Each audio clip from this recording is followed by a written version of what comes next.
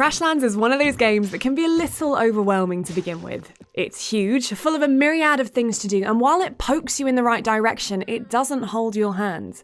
Now, it's not the most original concept. There are shades of Minecraft, Don't Starve, and plenty of other survival games here, but Crashlands isn't afraid to tread off the beaten path, and that makes for a truly compelling experience. It ditches the loneliness of other games and replaces it with the same silly sense of humour that resonates throughout all of its developer, Butterscotch Shenanigans' work. The game kicks off with you crash landing on an unexplored planet. You're called Flux, an intergalactic delivery driver, and from the wreckage of your craft and the indigenous materials, you need to find a way to deliver your packages.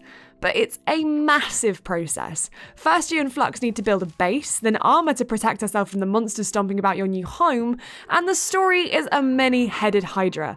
The more quests you complete and the more you build, the more new objectives and construction blueprints burst into existence. This is a game that keeps on growing.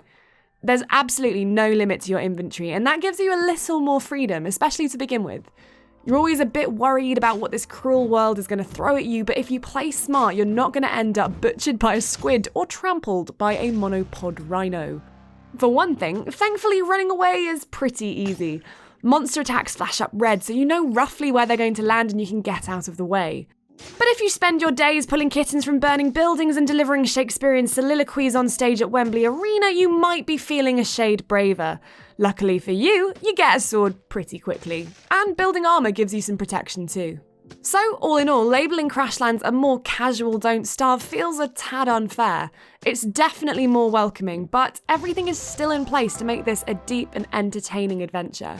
In fact, in a way, Crashland feels more like an adventure. You're not as vulnerable, so you push out to see more of the world. And hit that world in the face. Really, the game is the culmination of several ideas we've been seeing in other Butterscotch games, and it brings them all together in a brilliant, screen-lickingly lovely way.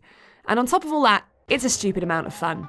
So if you're looking for a mobile game to lose yourself, in more ways than one, then strap on your space boots and stride into Crashlands.